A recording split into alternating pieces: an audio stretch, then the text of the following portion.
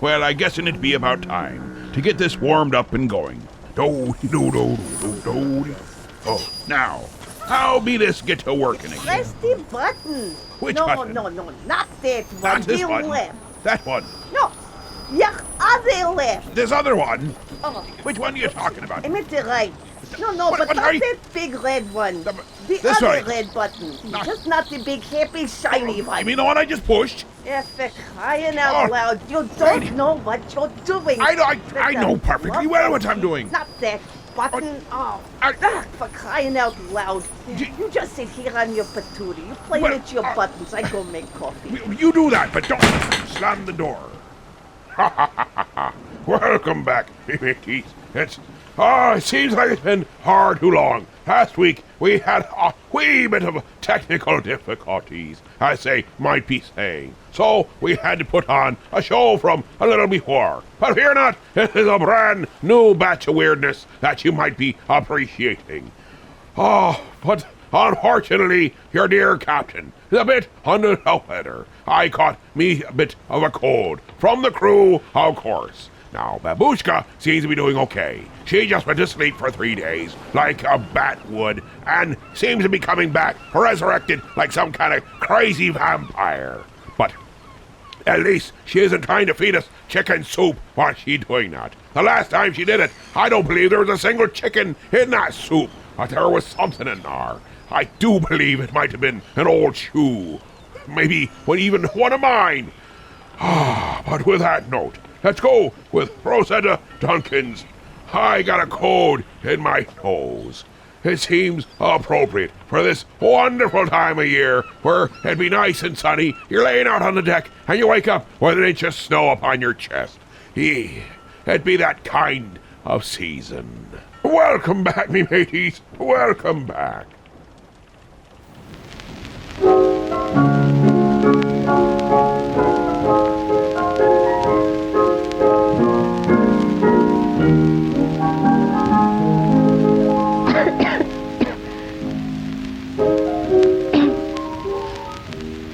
Feeling awfully bad. What a time I've had. 'Cause I didn't button up my overcoat. All I do is sniff. Where's my handkerchief? Got a funny feeling in my eyes, ears, and throat. I can't sleep. I can't eat. Get a pail and soak my feet. 'Cause I got a coated by dose. Oh, I got a coated by dose. Please repeat what you said. Got a lot of funny noises in my head. 'Cause I got a coated by dose. Oh, I got a coated by dose. Bought myself galoshes, flannel union suit. Over my galoshes, I wear a pair of rubber boots. I feel bad. I feel bub.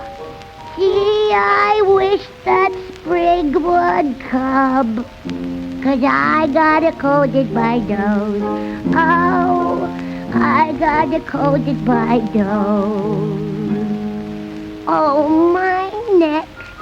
Oh, my knees.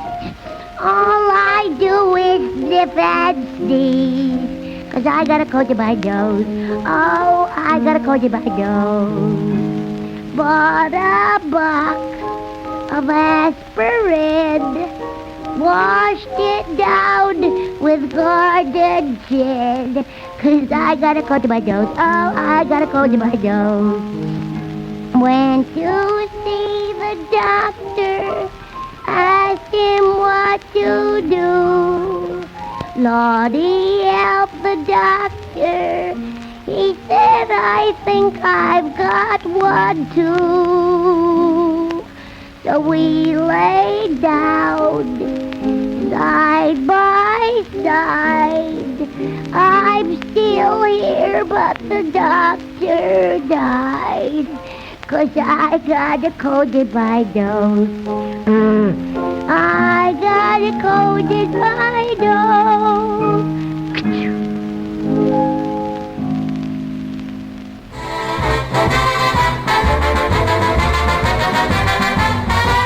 Down at the English fair, one evening I was there, when I heard a showman shouting underneath the flare, oh, I've got a lovely bunch of coconuts. There they are a-standing in a row.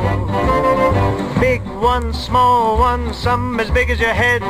Give 'em a twist, a flick of the wrist, that's what the showman says. Oh, I've got a lovely bunch of coconuts. Every ball you throw will make me rich. There stands me wife, the idol of me life, singing roller, bowler, bowl, a penny a pitch. Singing roller, bowler, bowl, a penny a pitch. Singing roller, bowler, bowl, a penny a pitch. Roller, bowler, ball, roller, bowler, ball, singing roller, bowler, ball, a penny a pitch. A pitch, a pitch, a pitch, a roller, bowler, ball, a penny a pitch.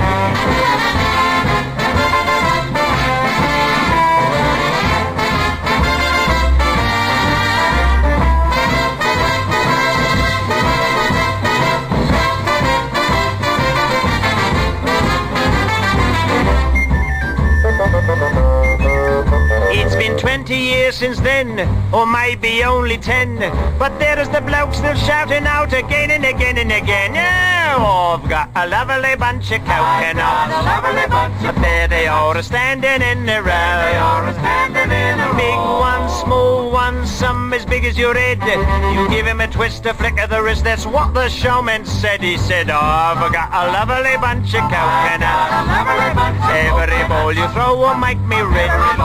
There stands me wife, the idol of me life, singing roller, bowler, bowl, a penny a pitch. Singing roller, bowler, bowl, a penny a pitch. Singing roller, bowler, bowl, a penny a pitch. Roller, bowler, ball, roller, bowler, ball, singing roller, bowler, ball, a penny a pitch. A pitch, a pitch, a pitch, a roll it or bowl it, just roll it or bowl it, just roll it or bowl a ball. Penny, a penny, a penny, a penny, a penny, a pitch. That there be Danny Kaye with I've got a lovely bunch of coconuts. This cold is just about knocking me out. So, with that, let's go right to Louis Anderson's very first appearance on The Tonight Show. Louis Anderson, you might remember him, a comedian. He was Fluffy before Fluffy was Fluffy. Fluffy, ooh, the comedian, not the dog. That would be strange if Louis was a dog. But he might be a very nice-looking dog, or just a nice dog in general. But he'd each out of house and home. I can't stay long. I'm in between meals, so bear with me.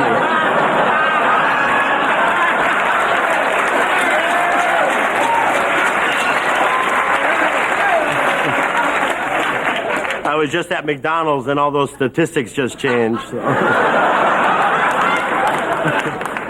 I went shopping today. What's this one size fits all stuff?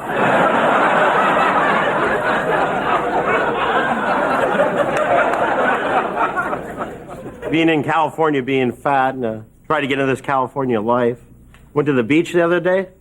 Every time I'd lay down, people would push me back into the water.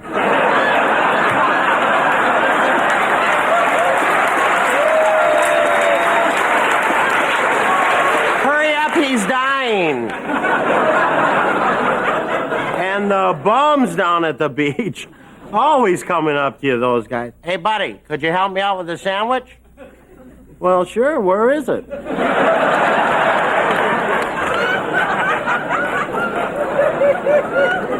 Of course, what brought me to California was the Olympics. I was tried every event for the Olympics. Tried that pole vault. I drove that sucker right into the ground. I did a good thing, though. I straightened out those uneven parallel bars.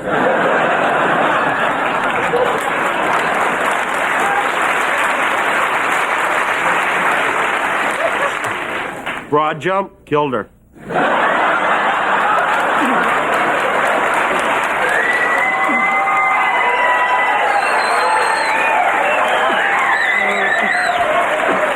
Oh, sorry, I'm sweating, but if I don't, I'll explode.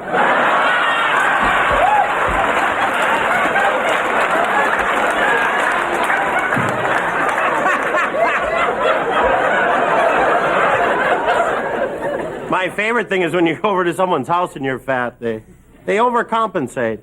Oh, come on in, Louie, and sit down here on this concrete sofa. Or the reinforced steel lawn furniture. You know what I do? Head right for that wicker.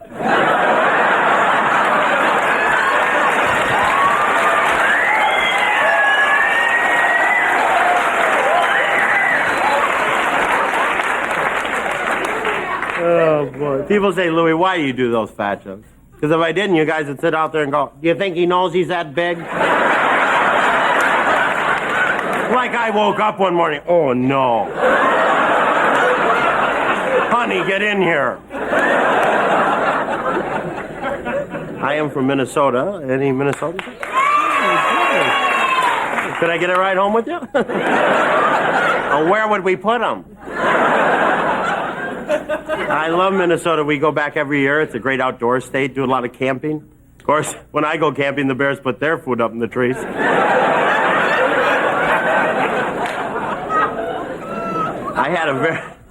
I had that very strict Midwestern upbringing, a very strict father, the kind of guy who hates everybody. You know, my dad, we'd be in the family car driving down the street. He'd spot somebody walking down the street that was a little different. Oh, he'd slow that car down. Look at that. For crying out loud. Get my rifle. Or he would say things that made no sense to you when you were a kid. He'd be driving, the traffic would get rough. You know, if I was the last person on Earth, some moron would turn left in front of me.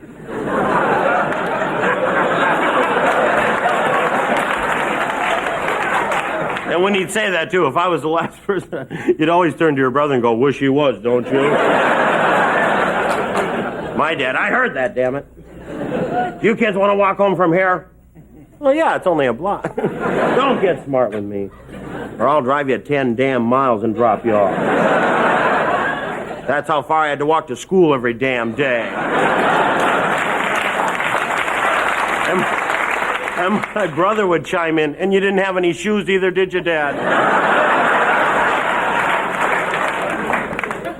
I don't want you to get the wrong impression of my father. He never hit us. Carried a gun. Well, he never shot it. He just go. Very effective, all I loved hassling my parents. I had a younger brother, of course. That's the easiest way. Because you don't have to hit them or anything. You just get up in the morning, you go down to breakfast. You look across the table. You do this.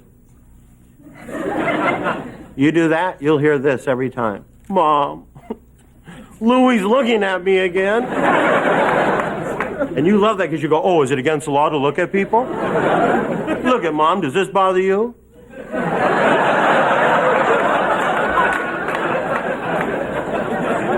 You keep it up, all of a sudden you hear,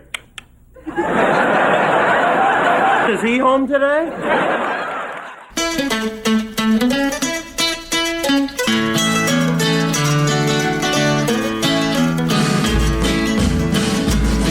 In 1959, we took a little hike with our scouting master down to Lake Onigonike. We took a little pizza and we took some sauerkrauts, and we marched along together till we heard the Girl Scouts. We're the boys from Camp Cucamonga. Our mother sent us here for to study nature's ways. We learned to make sparks by rubbing sticks together. But if we catch the girls, then we'll set the woods ablaze. And I was mad cause me mother sent me up here. Well, we crept up to the water and we see the girls a swimming. They must have been 100 of them, pretty young women. They looked so fine, even birds forgot to sing. We lay down in the poison oak and didn't say a thing.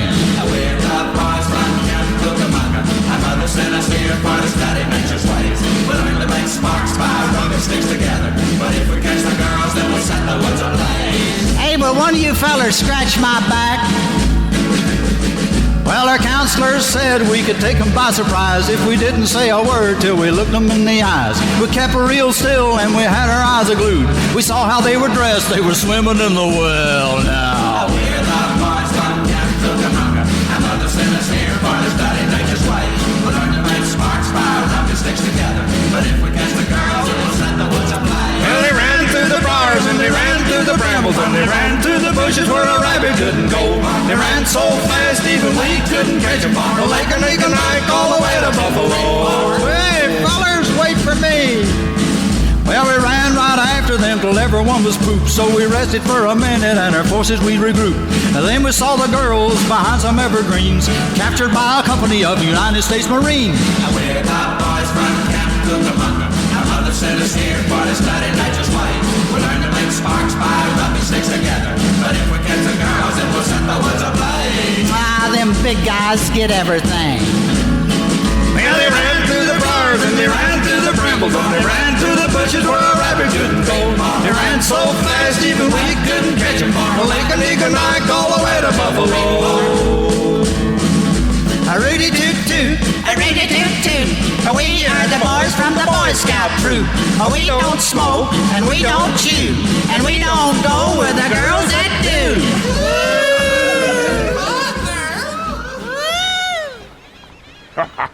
A little Homer and Jethro on this auspicious occasion. You say, what is so auspicious about this? Well, the fact that I've got a cold and I'm on the air. Well, that's just the way it is. The Battle of Cucamonga.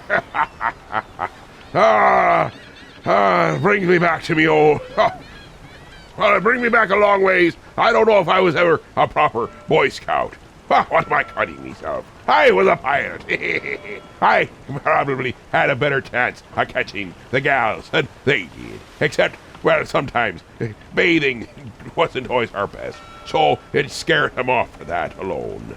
We're going to be going to commercial now. When we come back, we'll have more great stuff. Don't forget, you can be calling 323-HEAVO. That'd be 323-HEAVEHO. Or for those who can't spell, they can always type it down. That'd be 1-323-432-8346.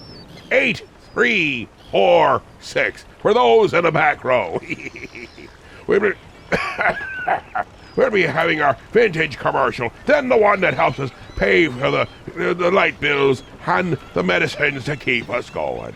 See these two portable radios? Well, watch this. Let her go, Betsy. Sorry, friend, you old-style portables have to go. But look at our new RCA Victor portable radio. Came through without a chip. Here's the world's first and only portable radio in the non-breakable impact case.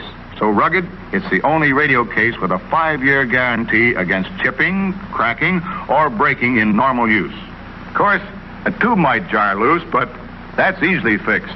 The important thing is RCA Victor's non-breakable impact case means no chipping, no cracking, no breaking. And hear that tone. It's RCA Victor's great golden throat sound.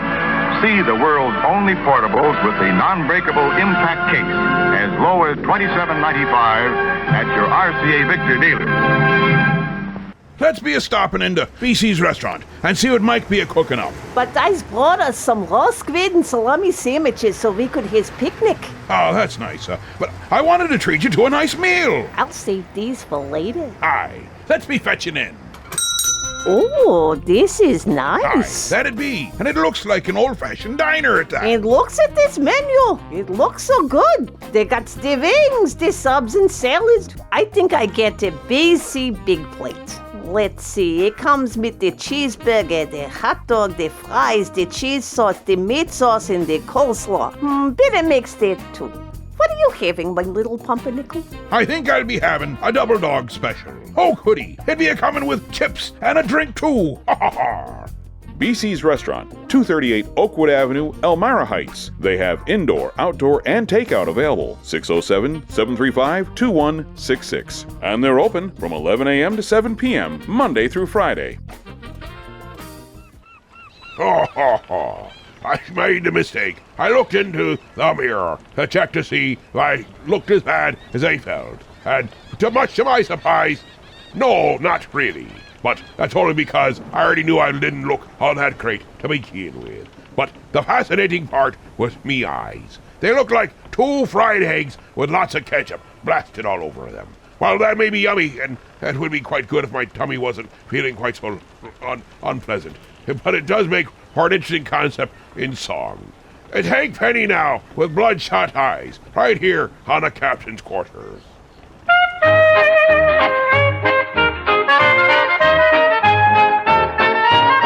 Now just because you're pretty and you think you're mighty wise, you tell me that you love me, then you roll those big blue eyes. When I saw you last week, your eyes were turning black. Go find the guy that beat you up, ask him to take you back. Don't roll those bloodshot eyes at me. I can tell you've been out on a spree. Now it's plain that you are lying when you say you've been crying. So don't roll those bloodshot eyes at me. I used to spend my money to make you look real sweet. I wanted to be proud of you when we walked down the street. Now don't ask me to dress you up in satins and in silk. Your eyes look like 2 cherries in a glass of buttermilk. Don't roll those bloodshot eyes at me. I can tell you've been out on a spree. Now it's plain that you are lying when you say you've been a-crying. So don't roll those bloodshot eyes at me.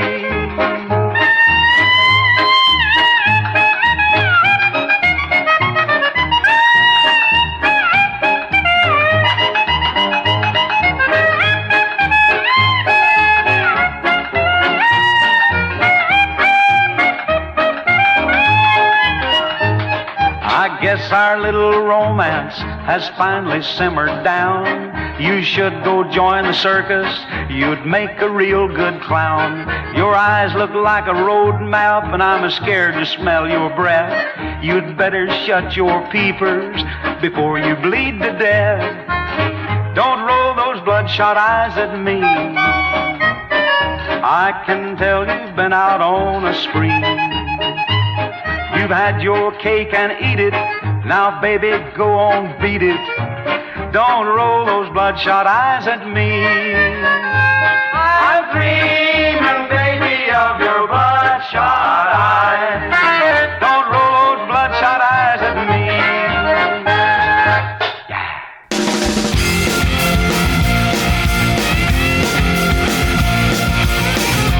When I was just a little bitty boy, living in a box under the stairs in the corner of the basement of the house half a block down the street from Jerry's bait shop. You know the place.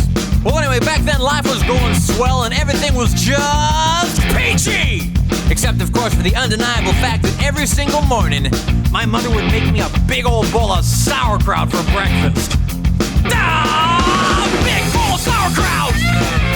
Every single morning! It was driving me crazy! I said to my mom, I said, "Hey, Mom, what's up with all the sauerkraut?" And my dear sweet mother, she just looked at me like a cow looks at an oncoming train. And she leaned right down next to me. And she said, "It's good for you!" And then she tied me to the wall and stuck a funnel in my mouth and force-fed me nothing but sauerkraut until I was 26 and a half years old. That's when I swore that someday I would get out of that basement and travel to a magical, faraway place where the sun is always shining and the air smells like warm root beer and the towels are oh so fluffy. Where the Shriners and the Levers play their ukuleles all day long and anyone on the street will gladly shave your back for a nickel. Waka waka doo-doo, yeah! Well, let me tell you people, it wasn't long at all before my dream came true. Because the very next day, a local radio station had this contest to see who could correctly guess the number of molecules in Leonard Nimoy's butt. I was off by 3, but I still won the grand prize. That's right, a first-class one-way ticket to Albuquerque. Albuquerque. Oh, yeah. You know, I'd never been on a real airplane before, and I gotta tell you, it was really great. Except that I had to sit between 2 large Albanian women with excruciatingly severe body odor, and the little kid in back of me kept throwing up the whole time. The flight attendants ran out of Dr. Pepper and salted peanuts, and the in-flight movie was Biodome with Pauly Shore. And oh yeah, 3 of the airplane engines burned out. We went into a tailspin and crashed into a hillside, and the plane exploded in a giant fireball, and everybody died. Except for me. You know why? Cause I have my tray table up, and my seat back in the full upright position. Have my tray table up, and my seat back in the full upright position. Have my tray table up, and my seat back in the full upright position.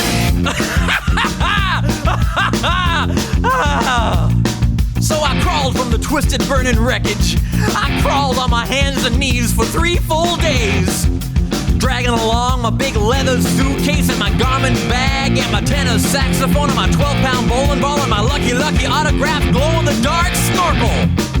But finally I arrived at the world-famous Albuquerque Holiday Inn, where the towels are oh so fluffy, and you can eat your soup right out of the ashtrays if you wanna. It's okay, they're clean. Well, I checked into my room and I turned down the AC and I turned on the Spectravision, and I'm just about to eat that little chocolate mint on my pillow that I love so very, very much, when suddenly there's a knock on the door. Well, now who could that be? I say, who is it? No answer. Who is it? There's no answer. Who is it? They're not saying anything. So finally I go over and I open the door, and just as I suspected, it's some big fat hermaphrodite with a flock of seagulls haircut and only one nostril. Oh man, I hate it when I'm right. So anyway, he burst into my room and he grabbed my lucky snorkel, and I'm like, hey, you can't have that! That snorkel's been just like a snorkel to me! And he's like, tough! And I'm like, give it! And he's like, make me! And I'm like, okay. So I grabbed his leg and he grabbed my esophagus, and I bit off his ear and he chewed off my eyebrows, and I took out his appendix and he gave me a colonic irrigation. Yes indeed, you better believe it. And somehow in the middle of it all, the phone got knocked off the hook. And 20 seconds later, I heard a familiar voice. And you know what it said? I'll tell you what it said. It said, if you'd like to make a call, please hang up and try again. If you need help, hang up and then dial your operator. If you'd like to make a call, please hang up and try again. If you need help, hang up and then dial your operator. In Albuquerque.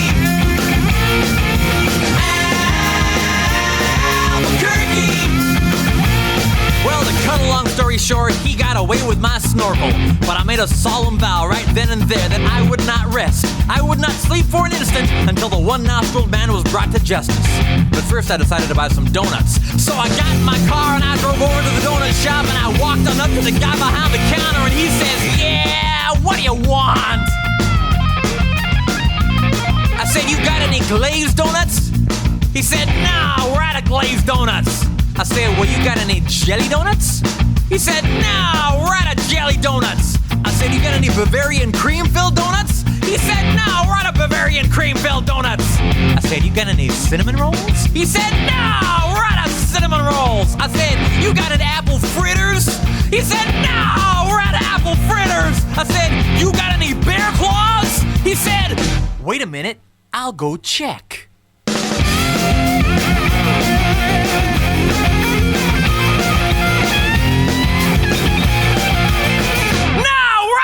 Claws! I said, well, in that case, what do you have? He says, all I got right now is this box of 12 starving, crazed weasels. I said, okay, I'll take that. So he hands me the box, and I open up the lid, and the weasels jump out, and they immediately latch onto my face and start biting me all over. Oh man, they were just going nuts. They were tearing me apart. You know, I think it was just about that time that a little ditty started going through my head. I believe it went a little something like this. Oh, get him off me! Get him off me! Oh, get him off! Get him off! Oh, God! Oh, God! Get him off me! Oh, God! I ran out into the street with these flesh-eating weasels all over my face, waving my arms all around and just running like a constipated wiener dog. And as luck would have it, that's exactly when I ran into the girl of my dreams. Her name was Zelda. She was a calligraphy enthusiast with a slight overbite and hair the color of strained peaches. I'll never forget the very first thing she said to me. She said, "Hey, you got weasels on your face." That's when I knew it was true love. We were inseparable after that. Oh, we ate together, we bathed together, we even shared the same piece of mint-flavored dental floss. The world was our burrito. So we got married and we bought us a house and had 2 beautiful children, Nathaniel and Superfly. Oh, we were so very, very, very happy. Oh, yeah. But then one fateful night, Zelda said to me, she said, "Sweetie Pumpkin, do you want to join the Columbia Record Club?" I said, "Whoa! Hold on now, baby! I'm just not ready for that kind of a commitment!" So we broke up and I never saw her again, but that's just the way things go. In Albuquerque,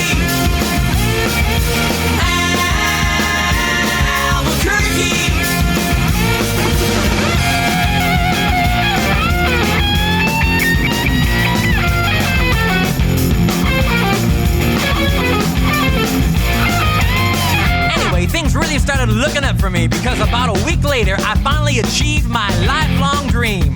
That's right, I got me a part-time job at the Sizzler. I even made Employee of the Month after I put out that grease fire with my face. Oh yeah, everybody was pretty jealous of me after that. I was getting a lot of attitude. Okay, like one time, I was out in the parking lot trying to remove my excess earwax with a golf pencil when I see this guy Marty trying to carry a big old sofa up the stairs all by himself. So I say to him, I say, "Hey, you want me to help you with that?" And Marty, he just rolls his eyes and goes, "No, I want you to cut off my arms and legs with a chainsaw." So I did. And then he gets all indignant on me. He's like, "Hey man, I was just being sarcastic." Well, that's just great. How was I supposed to know that? I'm not a mind reader for crying out loud. Besides, now he's got a really cute nickname, Torso Boy. So what's he complaining about? Say, that reminds me of another amusing anecdote. This guy comes up to me on the street and he tells me he hasn't had a bite in 3 days. Well, I knew what he meant, but just to be funny, I took a big bite out of his jugular vein. And he's yelling and screaming and bleeding all over, and I'm like, "Hey, come on, don't you get it?" But he just keeps rolling around on the sidewalk, bleeding and screaming, "Ah! Ah! Ah!" You know, completely missing the irony of the whole situation. Man, some people just can't take a joke, you know? Anyway, where was I? Kind of lost my train of thought. Okay, anyway, I know it's kind of a roundabout way of saying it, but I guess the whole point I'm trying to make here is I hate sauerkraut! That's all I'm really trying to say. And by the way, if one day you happen to wake up and find yourself in an existential quandary, full of loathing and self-doubt and racked with the pain and isolation of your pitiful, meaningless existence, at least you can take a small bit of comfort in knowing that somewhere out there in this crazy old mixed-up universe of ours, there's still a little place called Albuquerque.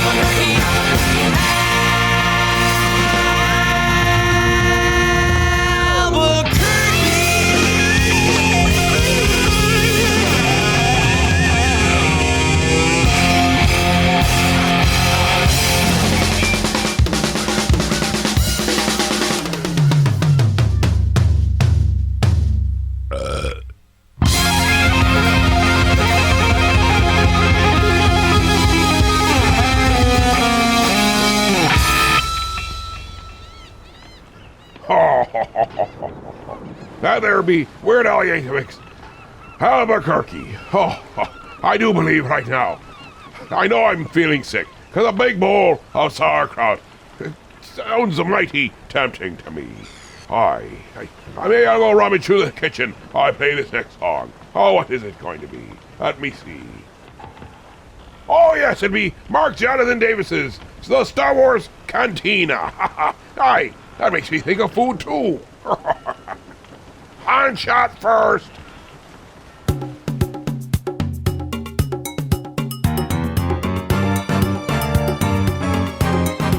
Help me, Obi-Wan Kenobi.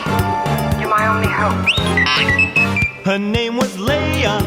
She was a princess with a Danish on each ear and Darth Vader drawing near. So R2-D2 found Ben Kenobi. Obi-Wan. He'd have to put the Death Star plans into the rebellion's hands. So Luke and Obi-Wan had to get to Alderaan. So they stopped into Mos Eisley to have a drink with Han at the Star Wars Cantina. The weirdest creatures you've ever seen at the Star Wars Cantina. Music and blasters and old Jedi masters at the Star Wars. His name was Solo. Han Solo. He was a pilot with a blaster at his side and a smile 12 parsecs wide there with Chewbacca. He was a Wookiee. They met with Luke and Obi-Wan about the Millennium Falcon docking bay 94. Stormtroopers at the door with a flash of Ben's lightsaber. Now there's an arm on the floor at the Star Wars Cantina. The weirdest creatures you've ever seen at the Star Wars Cantina. Music and blasters and old Jedi masters at the Star Wars. Mos Eisley Spaceport. You will never find the more wretched hive of scum and villainy. You must be cautious. His name was Yoda. He was a Muppet. Darth Vader was so bad, and by the way, he's Luke's dad. Luke kissed his sister. His hand got cut off in that galaxy far, far away. Lucas had a lousy day. Boba Fett was so mean. Jabba had bad hygiene. Why didn't they all just relax back on Tatooine at the Star Wars Cantina?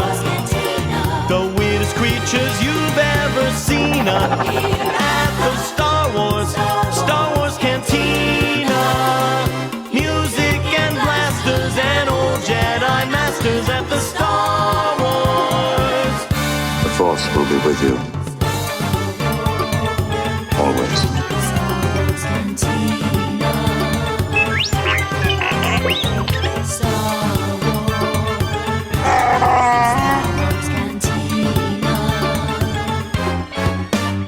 Hi, 'tis that time again. Maybe cutting commercial, maybe back. Up here not. We've got plenty more for ye. I've got the energy to make it. I'm sure I do. But don't be forgetting, you can make a choice here. For not the witching hour. Well, the witching hour be coming straight at us. But the final party be in your hands. And tonight that might be more important than ye be fully appreciating. I'm not sure I could steer around the rocks if they were straight in front of me. That's 323-HEAVE-HO. 1-323-432-8346. Get those hard calls in, or we might be doomed. Truly, truly doomed. And we must be daft before the witching hour be upon us. There's no other box of facial tissues like this. Scotty's new Magic Oval box. Only Scotty's give you tissues that float up gently, one at a time, and come out in neat handfuls, too, because there's a Magic Oval inside every new Scotty's box. Only Scotty's Magic Oval can give you tissues that float up, smooth and easy. No tugging, no tearing, no extra tissues tagging along. And Scotty's Magic Oval does even more. It lets you reach in for tissues by the handful, all neatly folded, just right for pocket or purse. Scotty's new Magic Oval box is pretty, too. And inside, soft, strong, sneeze-proof Scotty's.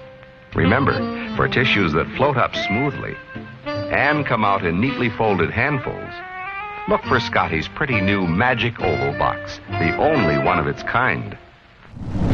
Look, Sidekick, a shop just for heroes. No, it's a comic book shop and it's for everyone. Not possible. See, it's even right in the name. Heroes. So that means you'll need to stay out here whilst I go shopping. It's Heroes, your mom threw out comic shop, and it's for everyone, including sidekicks. Hey guys, you know, the little guy is right. It's all about the love of comics, and not whether you can fly or not. But, by the way, I do love the cape. Gee, thanks. So Heroes Comic Shop is located at 130 West 14th Street in Elmira Heights, New York. We're open Wednesday through Saturday. You can check us out at momthroughout.com. Oh, look! They have Archie comics! Heroes Comics, for every kind of hero. Here we are, getting closer and closer. A witching hour. We still have a long ways to go. And with that note, let's get to Haywood Banks with Turbo Nose Hair Clippers. It makes so much more sense when you're not feeling well. I don't understand it, but it seems to.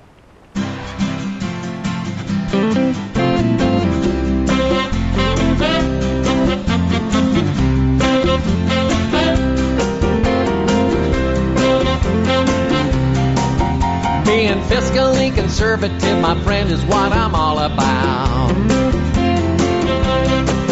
Squeeze a dollar so hard, make George's wooden teeth pop out. But something happens to me when I step onto a plane and I open up that Sky Mall magazine. My heart starts to spin and my heart it skips a beat as I reach for the phone stuck in the back of the seat. I bought a Turbo Nose Air Clipper. $59. Turbo Nose Air Clipper. Shipping and a handling. Turbo Nose Air Clipper. Platinum finish. Turbo Nose Air Clipper. Well, maybe it's a vertigo or maybe claustrophobia. 30,000 feet of air pressure on my frontal lobia. My eardrums squeeze and it muffles out the sound. And I start to think about buying stuff I wouldn't look at on the ground. The night vision goggles, the electric muscle twitcher, and even that computerized cat turd sifter. I bought a Turbo Nose Air Clipper. $59. Turbo Nose Air Clipper. 6,000 RPM. Turbo Nose Air Clipper. Dual headlamp. Turbo Nose Air Clipper.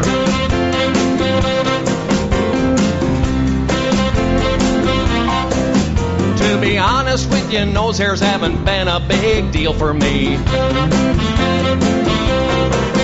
They aren't flourishing like fescue on a bag of weed and feed.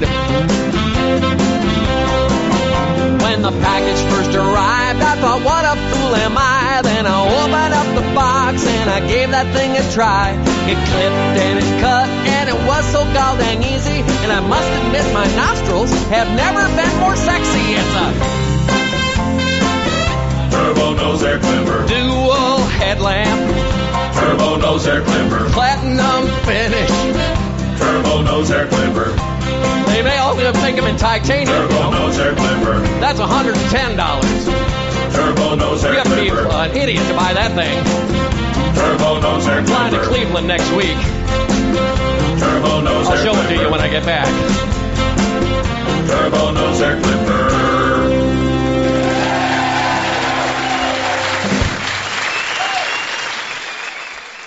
Bum bum bubba dum bum bum bum bubba dum bum bum bubba dum bum bum bum bubba dum bum bum bubba dum bum bum bum bubba dum. The party was jumping when Bertha got off of her stump. The whistles were blowing and everybody did the bump. But all the time Bertha had been working on a goodie. Now folks call it the Bertha Butt Boogie. When Bertha Butt did a goodie, she started the Bertha Butt Boogie. No question. Bum bum bubba dum bum bum bum bubba dum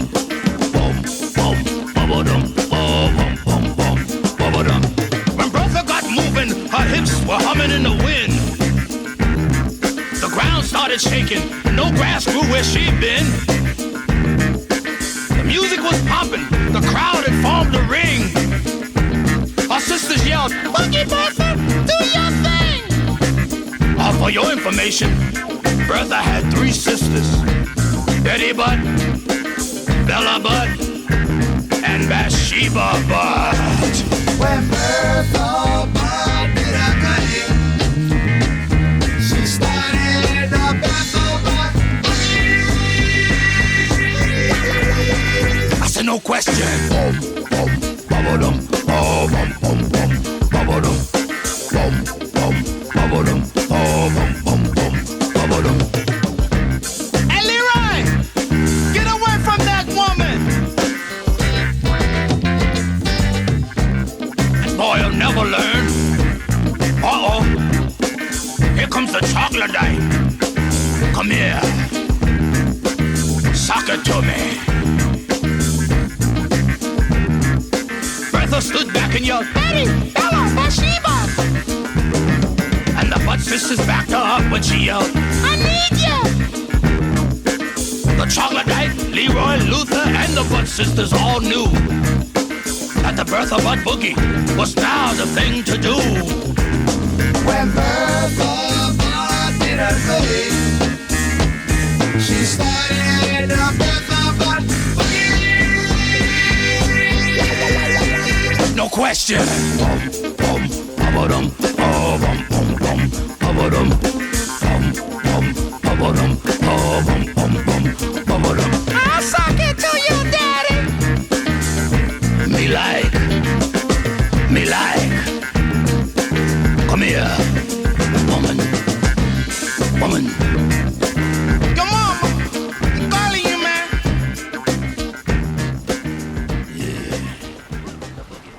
There be the Jimmy Castor Bunch with the Bertha Butt Boogie. Let's go, righteous. Spade Cooley and his fiddling friends with Chew Tobacco Rag.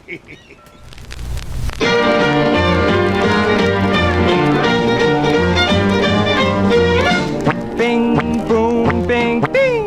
Chew tobacco, chew tobacco rag. I like to smoke my old corn pipe, but I've chawed tobacco nearly all my life. Bing, boom, bing, bing. Chew tobacco rag. I even like to smoke cigarettes sometimes. When it comes to dipping stuff, I draw the line. Bing, boom, bing, bing. Chew tobacco rag.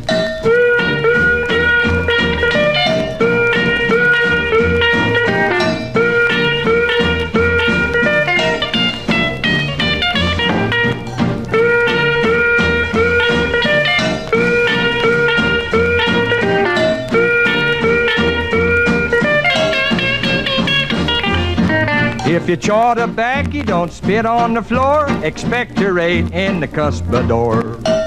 Bing, boom, bing, bing. Chew tobacco rag. You can smoke cigarettes while the sun goes down, but I'll chew tobacco and spit on the ground. Bing, boom, bing, bing. Chew tobacco rag.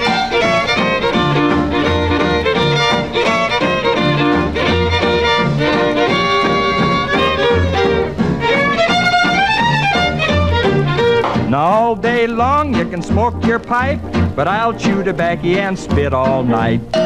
Bing, boom, bing, bing. Chew tobacco rag. Don't spit in the wind and I'll tell you why.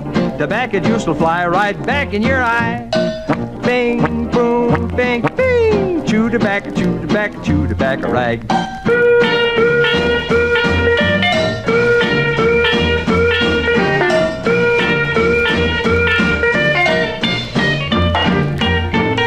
I won a prize at the county seat. I spit through a knothole at 30 feet. Bing, boom, bing, bing. Chew tobacco rag. Just get a big plug and bite off the end and let it run down and off your chin. Bing, boom, bing, bing. Chew tobacco rag.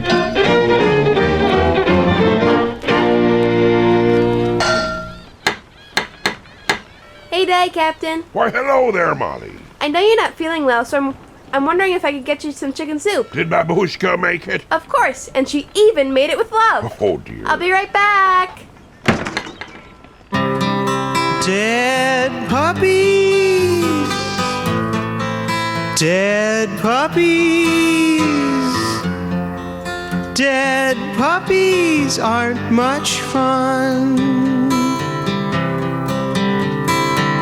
They don't come when you call.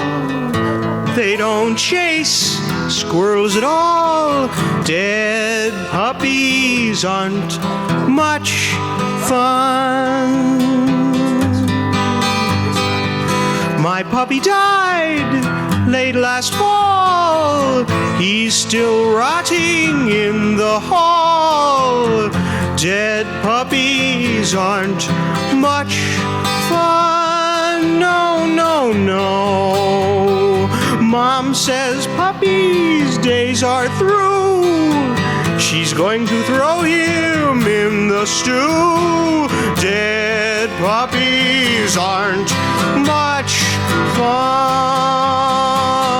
fun.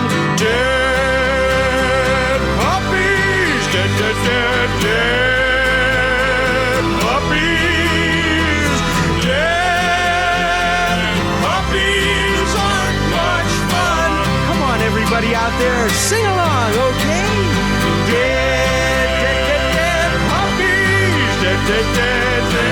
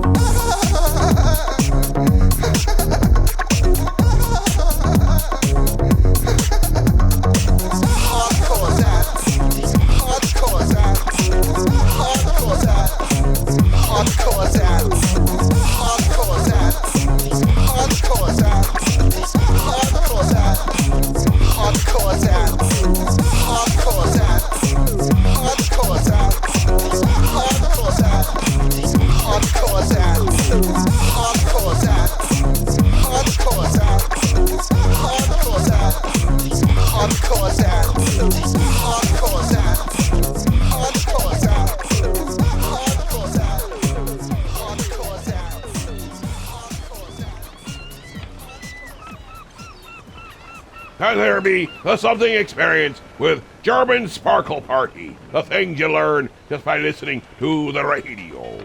Before that, we had Ogden Ensel and Bill Fresner with Dead Puppies Aren't Much Fun. Now we shall be, turning to, yes, Ask Dr. Science. He has such amazing things to tell us. And so this time, we're asking the question of why whales beach themselves. I don't know. I guess I'll find out from Dr. Science. Don't be forgetting, you can be calling us at 323-HEAVE-HO. That's 323-HEAVE-HO. Or go to our Book of Face, where you can go and see us there with a group. That's the Captain's Quarters 106.5. It's time once again to Ask Dr. Science. So let's ask Dr. Science. That's me. Remember, he knows more than you do. That's right. Sean Maroney from Hayward, California writes, Dear Dr. Science, we hear in the news about whales swimming onto beaches. Could it be that they're doing this because they've heard of the theory of evolution or are trying to evolve themselves? Should we teach them the theory of creation to save their lives? Contrary to popular belief, whales really aren't that bright. These so-called whale songs are actually moans of self-pity that they can't be as bright as whale watchers want them to be. I guess what I'm trying to say, Sean, is that whales don't know beans about evolution or creation. Certain scientists attempted to interest the blue whale in Charles Darwin's Origin of the Species, but the book just got soggy and fell apart. As for the creation theory, well, there are certain fundamentalist whales who for a time traveled door to door with illustrated Bibles, but there too the pages got soggy and fell apart. Why do whales swim onto beaches? Because they're stupid. Thank you, Dr. Science. Send your science questions to Ask Dr. Science. Remember, he's not a real doctor. I have a master's degree in science.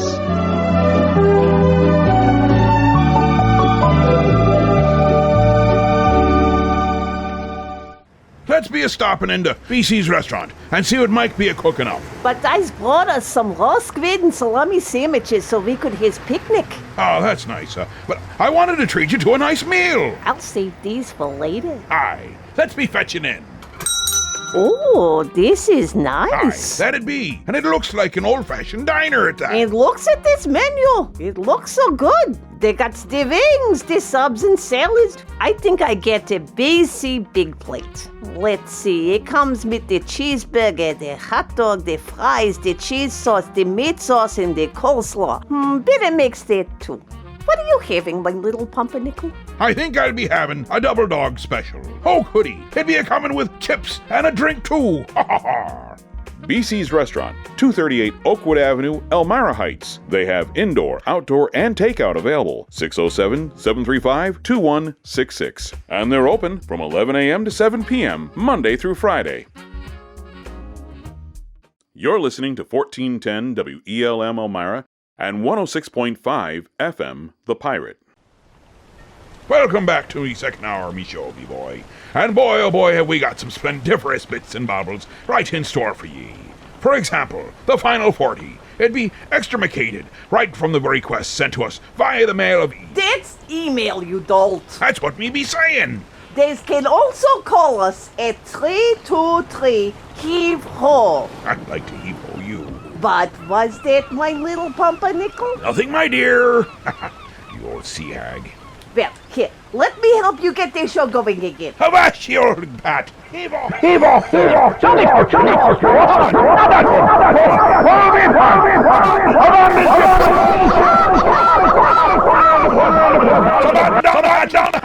We're all doomed. Oh, that's better. See? I made it so better. I'm going to see about that dinner and work on my suntan. Me's not even hungry, and it's be night time out, you crazy old bat. And don't slam the door.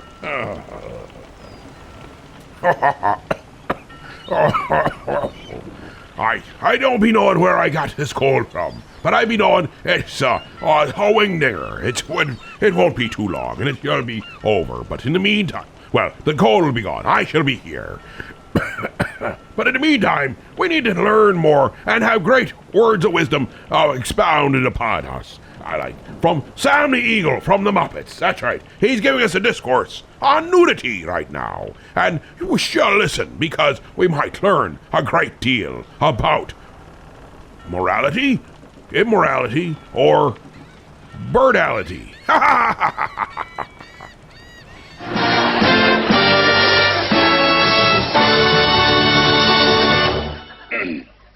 I would just like to say a few words about nudity in the world today. And I, for one, am just appalled by it. What? Did you know that underneath their clothing, the entire population of the world is walking around completely naked? Is that disgusting? And it's not just people, although goodness knows that's bad enough. But animals too. Even cute little doggies and pussycats can't be trusted. Underneath their fur, absolutely naked. And it's not just the quadrupeds either. Birds too, yes. Beneath those fine feathers, birds wear nothing at all.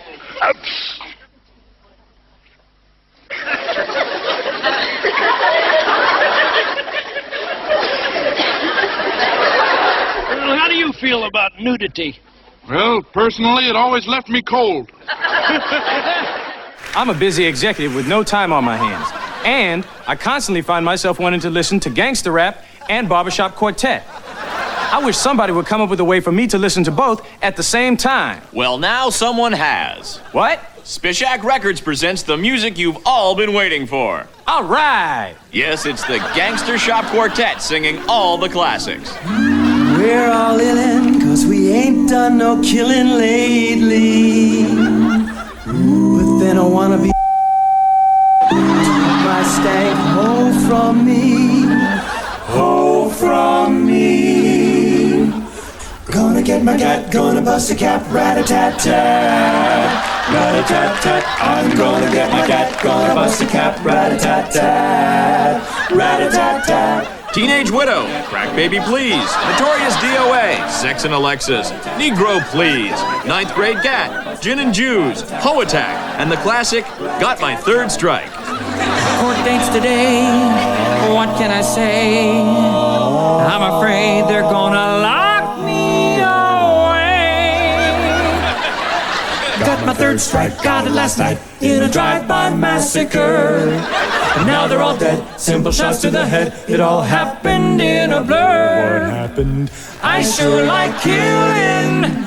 Now I'll be illin', 'cause my third strike landed me in jail. Romantic classics like No Vaseline, Big Booty Ho, America's Most Addicted, Rice Patty Fatty, Chunky But Funky, Back to Nam Sam, Head Full of Lead, or if you're in the mood for a little fun, how about Give Up That Car? You're the cutest by far, but one thing's for sure, you're gonna die if you don't give up that car. Booyah.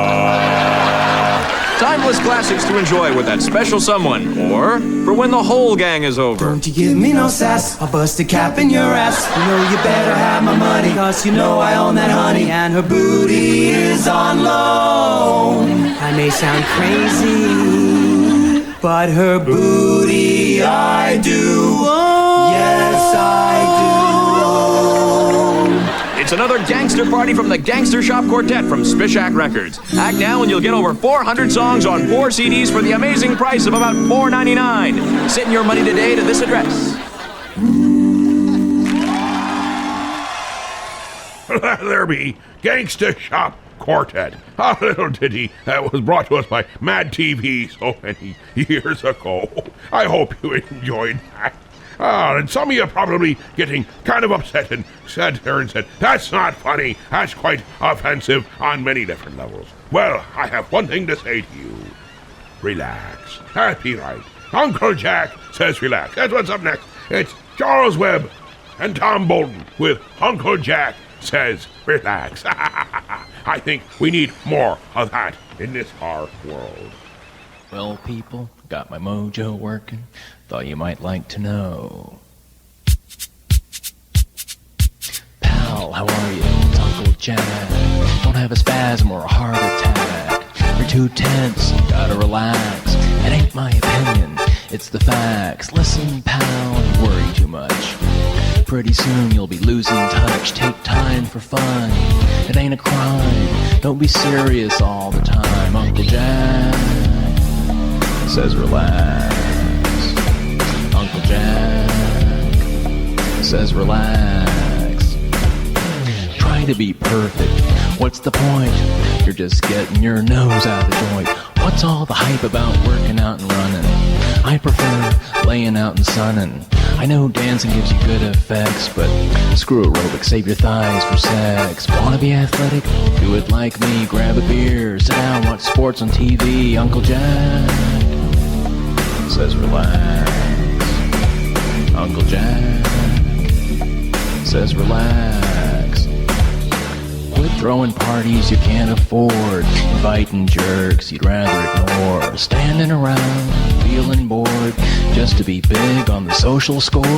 Why you need toys like a Cuisinart? Wanna cook at home, toast a Pop-Tart. Quit cleaning so much, turn the lights down low. If they can't see the dust, who's gonna know?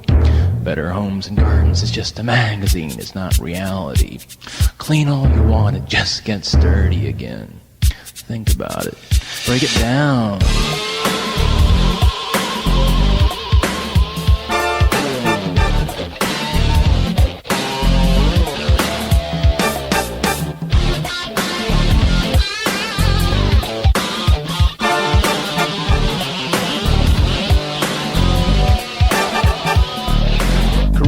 Career, shoot for the top, climb the corporate ladder, where you gonna stop? Dress for success, 60-hour weeks, the old nerdy book is now called chic. 3-piece suits, briefcases, slick back hair, serious faces, quit chasing the box, don't be a chump. Why you wanna be another Donald Trump? Uncle Jack says relax. Uncle Jack says relax. What's that? You enjoy the rat race? Yeah, right. Okay, stay on that treadmill, sport. When you keel over, catch your picture on the cover of Executive Sucker Illustrated. All your colleagues will buy a copy and put it in their briefcases next to their ulcer medicine. Different kinds of religious groups get wonderful reputations, and some of it is stereotyped. Baptists are supposed to be hellfire and brimstone, all that kind of stuff. And the Methodists are supposed to be kind of laid back and cool, and the Catholics are supposed to swing a lot of incense. We have just, typical stereotypes of each other. Our Quaker friends are called the Friends, and they worship in silence. Now, Baptists know nothing about that. There has not been an acknowledged silence in a Baptist church since the 1st century. The minute it gets quiet, somebody will leap back on the organ bench and start playing until somebody finds their bulletin. We just don't trust silence. Well, our Quaker friends worship in silence, and they have a very different kind of touch. And one of their characteristics that we know about is they're pacifists. They do not believe in violence, and they believe that the way you take the stinger out of war is not to retaliate. There was a wonderful Quaker family that had a grocery store in a little community, and 2 guys decided one night they're going to rob it. And so we got the brains of the group driving the getaway car, and he sends his helper, sort of a Woody Woodpecker variety, into the store to rob the safe. Now, the Quaker family lived in the back of the store. And so the guy that's driving the car says to his dumb accomplice, now all you got to do is go in, break open the safe, and just get the money and come out. And he says, but what if they find me? He said, you got nothing to worry about. These people are Quakers. They don't believe in violence. They're pacifists. They will not harm you. They'll try to talk you out of it, but they will not lay a hand on you. Sure, I'm certain. They're Quakers. Okay. So the guy goes in, breaks the lock, gets inside, ding, ding, ding, ding, ding, ding, ding. He's back in the clank working on the safe. About 4 minutes later, he comes barreling out that front door, leaps in the car, get out of here! He said, where's the money? Go! Oh, and then they roared down the street, man, what are you doing? Get out of here! Where is the money? I didn't get the money. Why not? He said, I got the safe open, and I was raking money in a sack, and I looked up, and there was this fella with a goatee and a nightshirt and a shotgun. And he pointed it right at me. And he said, sir, I would not harm thee, but thou standest where I am about to shoot.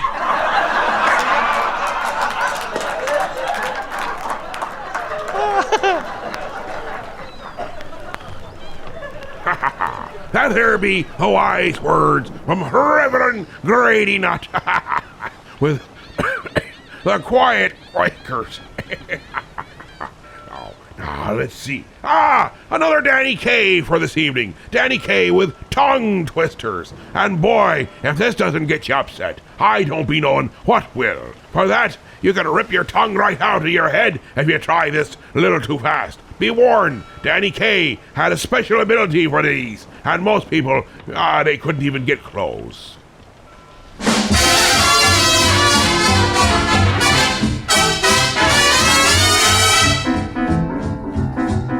Everybody's heard of Peter Piper and the peck of pickled peppers that he picked. That's such a silly, simple children's game, it hasn't even got a name. But I'd like to bet that it'll trip you, like to bet you that you'll have to say you're licked. If Peter Piper you pronounce with ease, then twist your tongue around these.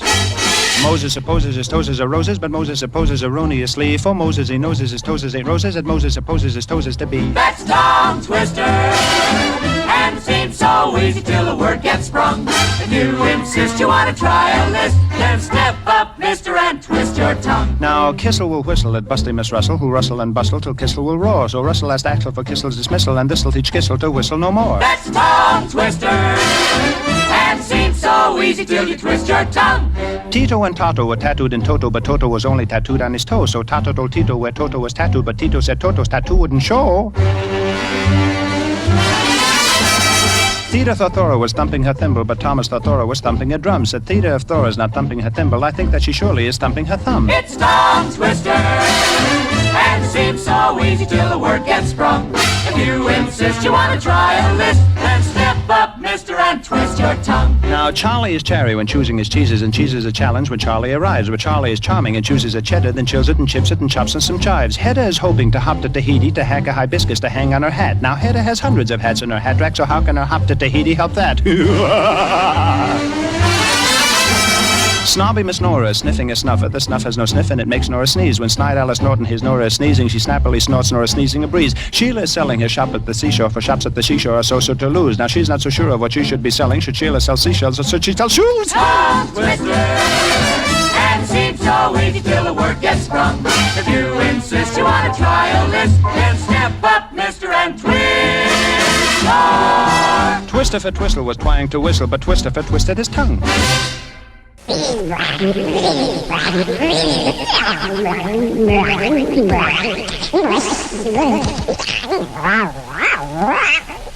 There's a new sound, the newest sound around, the strangest sound that you have ever heard. Not like a wild boar or a jungle lion's roar. It isn't like the cry of any bird. But there's a new sound, it's deep down in the ground, and everyone who listens to it squirms, because this new sound, so deep down in the ground, is the sound that's made by worms. There's a new sound, the newest sound around, the strangest sound that you have ever heard. Not like a wild boar or a jungle lion's roar. It isn't like the cry of any bird. But there's a new sound, it's deep down in the ground, and everyone who listens to it squirms, because this new sound, so deep down in the ground, is the sound that's made by worms. There's a new sound, the newest sound around, the strangest sound that you have ever heard. Not like a wild boar or a jungle lion's roar. It isn't like the cry of any bird. But there's a new sound, it's deep down in the ground, and everyone who listens to it squirms, because this new sound, so deep down in the ground, is the sound that's made by worms. There's a new sound, the newest sound around, the strangest sound that you have ever heard. Not like a wild boar or a jungle lion's roar. It isn't like the cry of any bird. But there's a new sound, it's deep down in the ground, and everyone who listens to it squirms, because this new sound, so deep down in the ground, is the sound that's made by worms.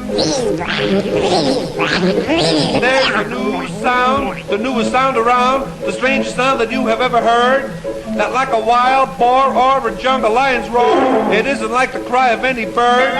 But there's a new sound, it's deep down in the ground, and everyone who listens to it squirms, because this new sound, so deep down in the ground, is the sound that's made by worms.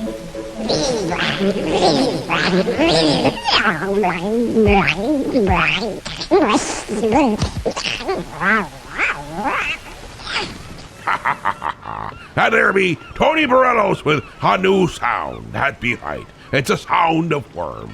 We be getting the commercial right now, but when we return, we shall be, you guessed it, the final 40, where ye be calling in, or emailing, or mailing a V, or the booking of faces, or whichever it be. You get the information to us, so that we can hear your requests. And when we have your requests, we play them, provided they're at least amusing. If they're not amusing, I mean, what's been requested, not the request itself, but if it isn't amusing, why would anyone want to listen to it? If it's all boring, you can find it anywhere. But here in the captain's quarters, we look for the exotic, the strange, the offbeat.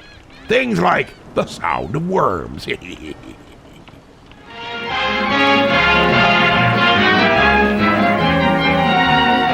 know, there are lots of activities going on about this season of the year.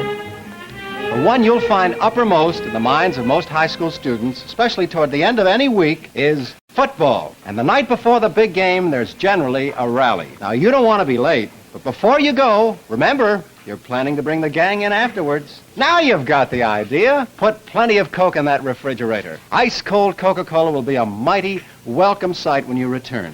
You know, it's a good idea to keep plenty of Coke on ice all the time. Coca-Cola has a distinctive flavor, all its own, a flavor that has never been equaled. Coca-Cola is popular with everyone, which makes it ideal when you're expecting guests. Now, that's true whether it's a casual gathering like this one or a planned party. The bright, bracing flavor of Coke is always welcome. It's a flavor that has made Coca-Cola the most asked-for soft drink in the world. Have a Coke.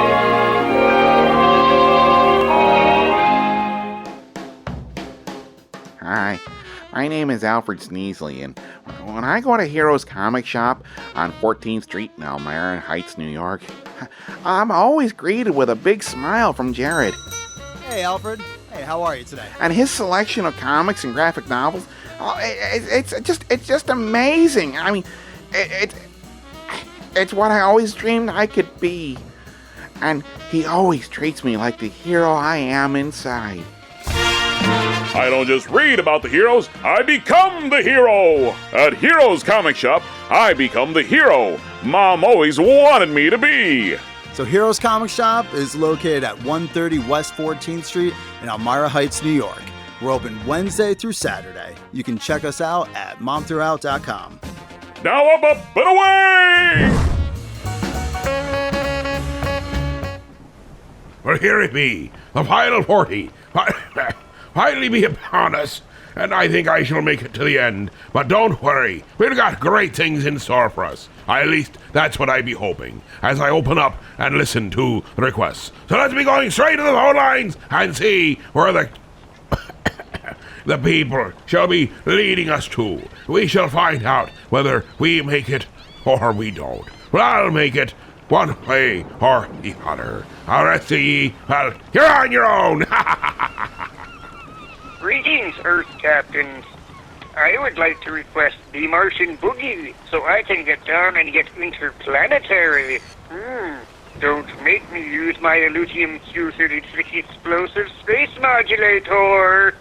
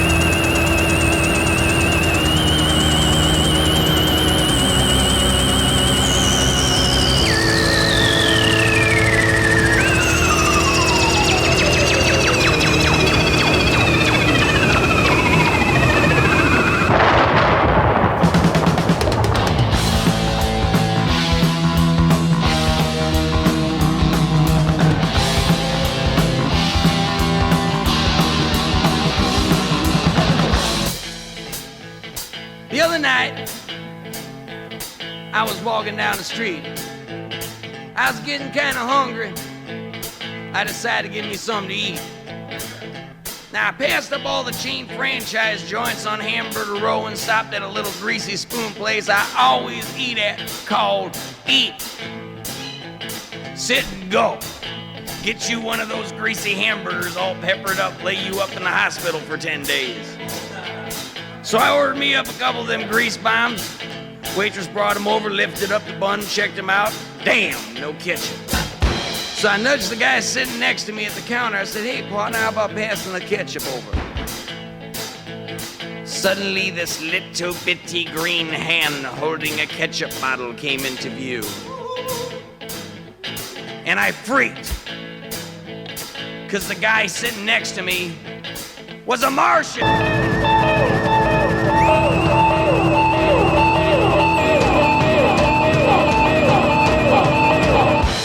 Now, in 28 years of eating hamburgers, I ain't never run into no Martian, not at 2:30 in the morning, and certainly not at a fine scarfing establishment like Eat.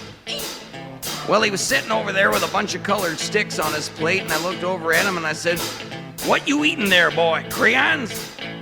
And he said, why no, they're Martian cigarettes. Here, try one. Well, about half hour later, he looked over at me and smiled. Them old Martians ain't got but 2 teeth in their head. And he said, how do you feel? And I said, well,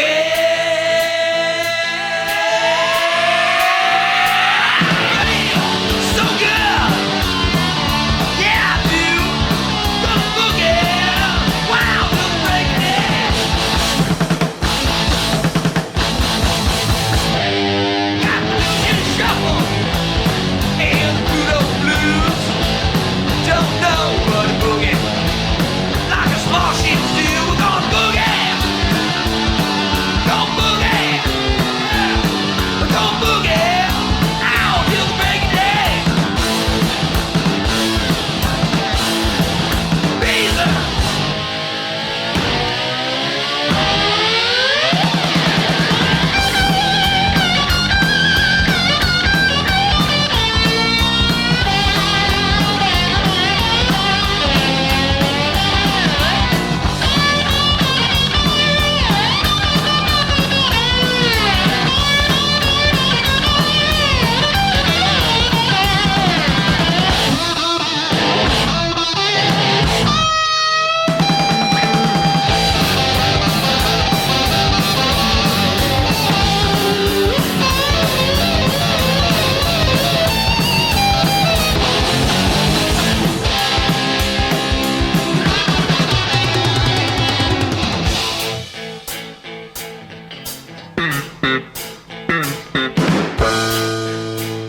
Yeah.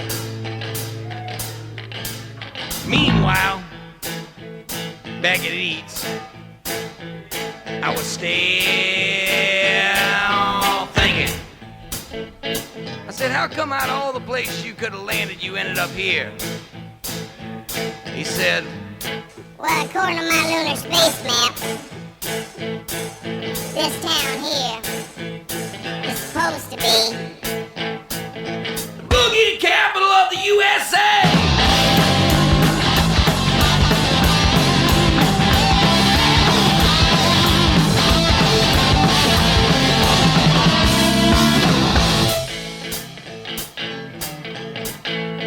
So I asked him, I said, now where else you been, boy?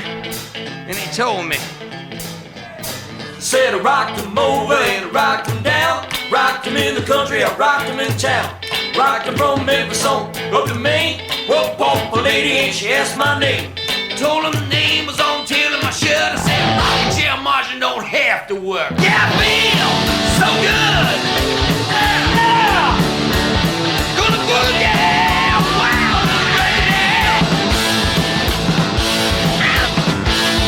Martian boogie. Boogie woogie.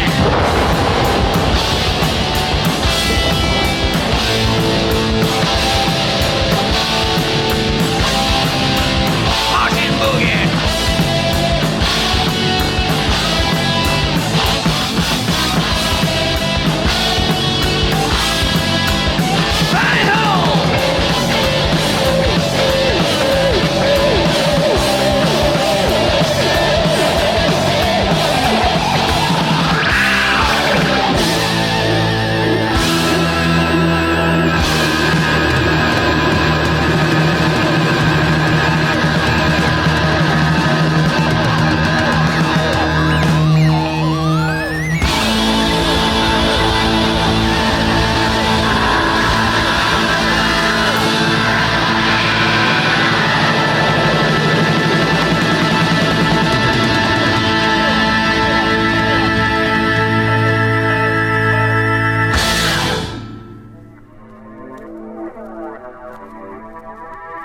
I'm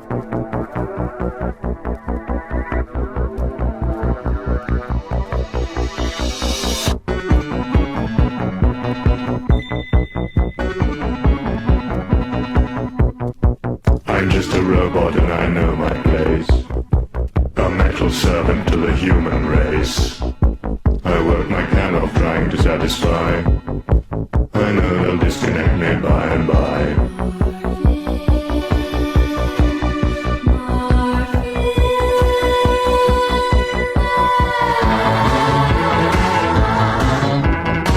Chip on my shoulder made of silicon. My printed circuits like a lexicon. 10 billion logic functions, maybe more. They make me pick the paper off the floor.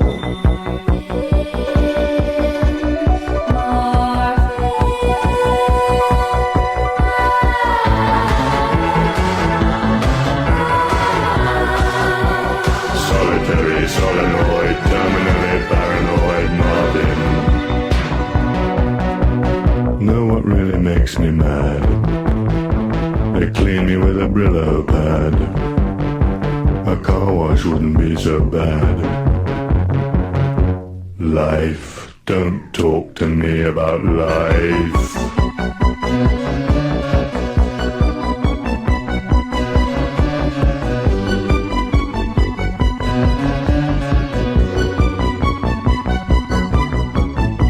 I'm so depressed I could expectorate. My moving parts are in a solid state. I want to rust in peace, switch off and lie in that great junkyard in the sky.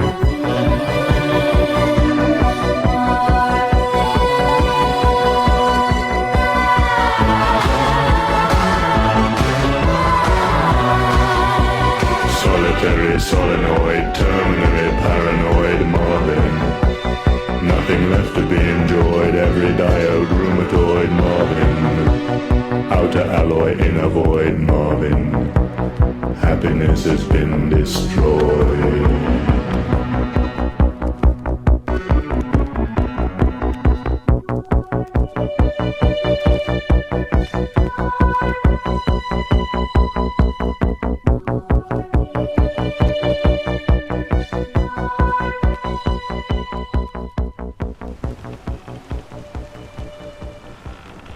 Requested there from a male of E, had be Martian, a paranoid, not Martian, it'd be Marvin, a paranoid android.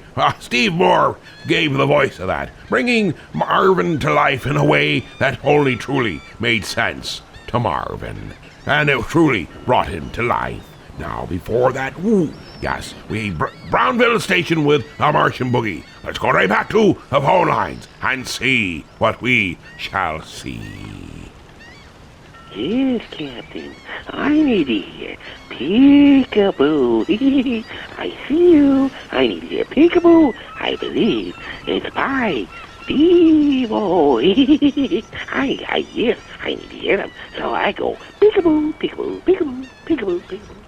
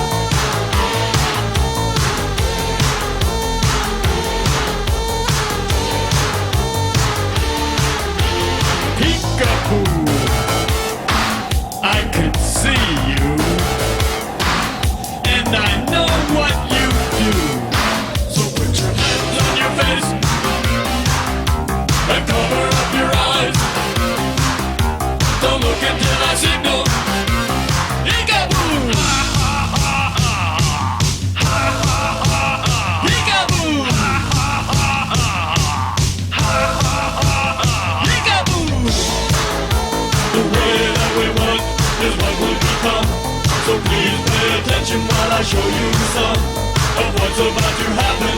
Peekaboo, I know what you do, 'cause I do it too. So put your hands on your face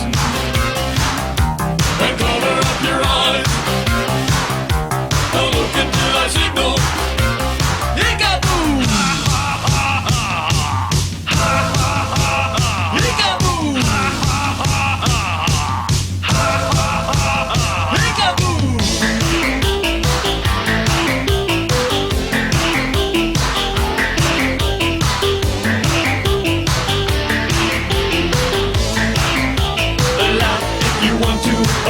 don't care. If you cannot see it, you think it's not there. It doesn't work that way. Peekaboo, I can see you, and I know what you do. So put your hands on your face and cover up your eyes. Don't look until I signal. Peekaboo!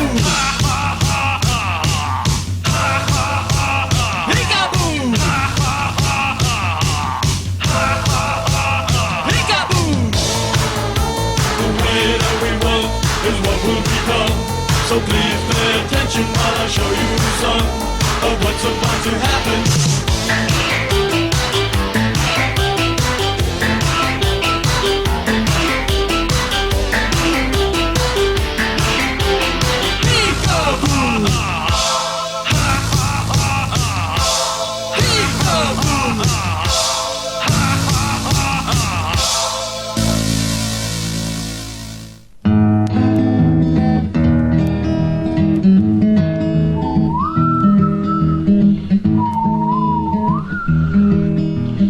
When I was a kid, I knew something was wrong. Folks said I was a bit too thin and my neck was too long. My dad tried to sell me to the circus one day, but the manager said I'd just drive all the people away. So as I grew up, I stayed inside, reading and munching grit, and I was satisfied. But I was always bothered every time I went out by a geek stomping, steak chomping, acephalous lout. Well, he looked like a Zeppelin, a real bag of gas with a big fat belly and a big fat head, a globular gibbon lumbering about. You repugnant acephalous lout. Acephalous lout roaming the street, stomping on the heads of all the geeks you meet. You filled all us geeks with rage and hate, and someday we're gonna retaliate. My brother got killed when you sneezed his way, and then my sister used for a toothpick one day. Then you poisoned the lake with my cousin Dave. They were all so young to be sent to the grave. And then you tried to kill me with a 10,000 volt wire, but fortunately the only thing that happened was my socks caught on fire.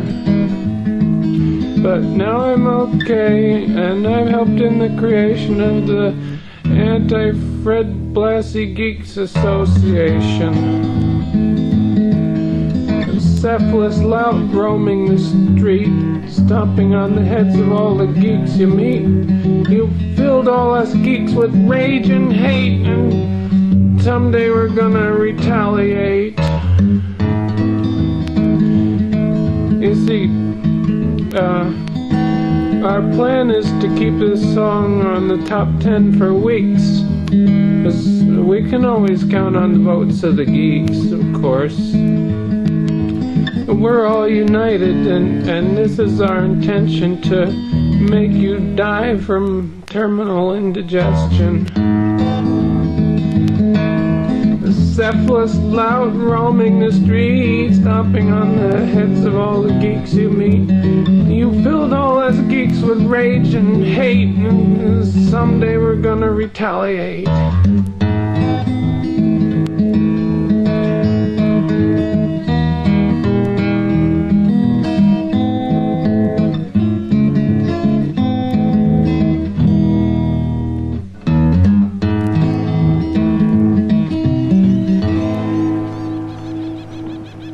Requested from the Mail of E. B. Don Noons.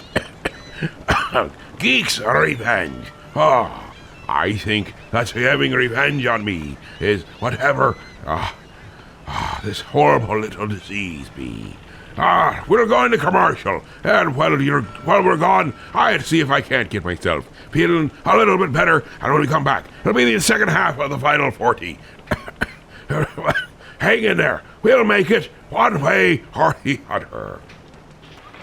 Ladies, you can't squeeze the Charmin. But this isn't Charmin, Mr. Whipple. This is new Charmin. Even more squeezably soft. But you can see, feel, and hear the difference. See the bigger puffs of softness? But you can feel the difference. Feel how much softer. You can even hear. It's enough. really... No matter how irresistibly soft, please don't squeeze the new Charmin. Mr. Whipple. Introducing new Charmin. So much softer you can see, feel, and hear the difference. New soft fragrance, too. Let's be a stopping into BC's restaurant and see what Mike be a cooking up. But I's brought us some raw squid and salami sandwiches so we could his picnic. Oh, that's nice. But I wanted to treat you to a nice meal. I'll save these for later. Aye. Let's be fetching in. Oh, this is nice. Aye, that'd be. And it looks like an old-fashioned diner at that. And looks at this menu. It looks so good. They got the wings, the subs and salads. I think I get a BC big plate. Let's see. It comes with the cheeseburger, the hot dog, the fries, the cheese sauce, the meat sauce, and the coleslaw. Better mix that too. What are you having, my little pumpernickel? I think I'll be having a double dog special. Oh, goody. It'd be a coming with chips and a drink too. Ha ha ha. BC's Restaurant, 238 Oakwood Avenue, Elmira Heights. They have indoor, outdoor, and takeout available. 607-735-2166. And they're open from 11 a.m. to 7 p.m. Monday through Friday. Well, we're back, and I'm feeling a wee bit better. I went and came to the realization during the commercial break that maybe it was the smell of this here chicken soup that Molly brought me that Babushka made. So I took and dumped most of it out the porthole. I'll tell you, you want to see something that'll kill the fish and bring them right up faster than a stick of dynamite dropped into the water? It's her chicken soup. It sure didn't cure whatever ailed the fishies. They're floating on top. I just hope that Babushka doesn't decide that she needs to scoop some of them up for dinner. Let's go right back to the phone lines, and I almost feel sorry for the fishies, but at least their suffering was quick. Hi, I would like to request the song, The Ballad of Irving. Thank you very much. Hi, Kivolt. The Ballad of Irving.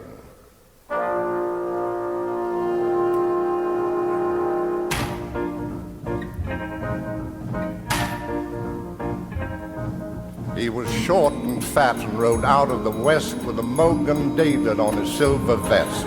He was mean and nasty right clear through, which was kind of weird, because he was yellow too. They called him Irving. Big Irving. Big short Irving. Big short fat Irving. The 142nd fastest gun in the West.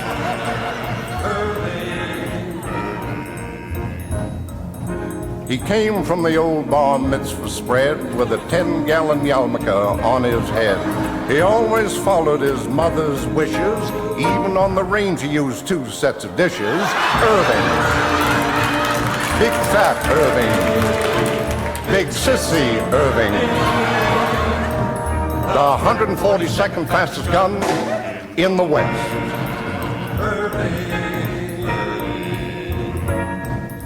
141 could draw faster than he, but Irving was looking for 143. Walked in a salt saloon like a man insane and ordered 3 fingers of 2 cents plain.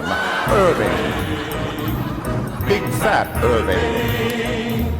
Big sport Irving. The 142nd fastest gun in the West. One day, Bad Max happened into town. His aim was to shoot fat Irving down. Bad Max said, draw and draw right now, and Irving drew a picture of a cow. Irving. Big fat Irving. Big gunfighter Irving. The 142nd fastest gun in the West.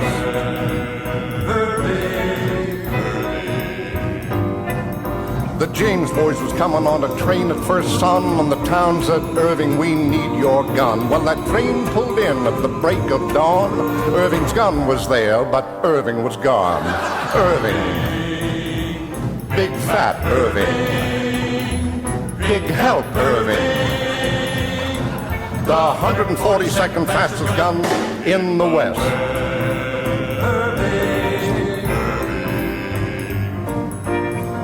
Well, finally, Irving got 3 slugs in the belly. It was right outside the Frontier Deli.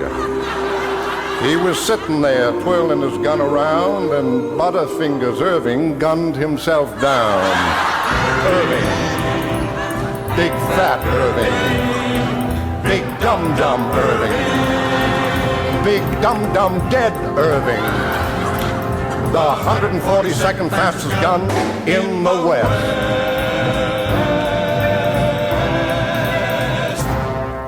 Really?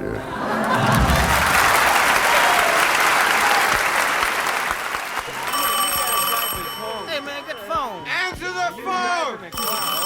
Hey man, get the phone. My bitch do. Answer the phone. Hello? Hey man, listen very carefully, man. Don't answer the phone, man. You got that? Don't answer the phone. Even if it's me calling, man, don't answer because I think the phone is bugged, man. Okay? Okay? Hello? Hello? Hello? Hello? Hey man, what the hell are you doing? Did you hear what I Pedro? said? Yeah, Is that you, man? No, it's Freddy, Hey, man, where are you, man? Well, I'm calling from outside, man, but listen. Hey, you got the dope? Hey, man, don't say nothing about Wow, that. man, you better hurry up and get over here, man. Everybody thinks you ripped them off. Hey, man, will you cool it, Wow. man? Hey, listen to Hey, what where I'm are you, man? I'm outside, man. Listen What, did you forget the address again?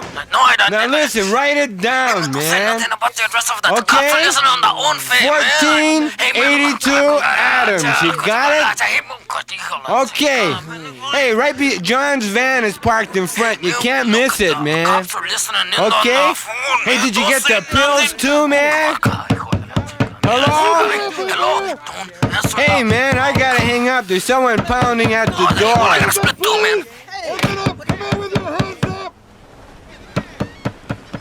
There be Cheech and Chong with Don't Bug Me.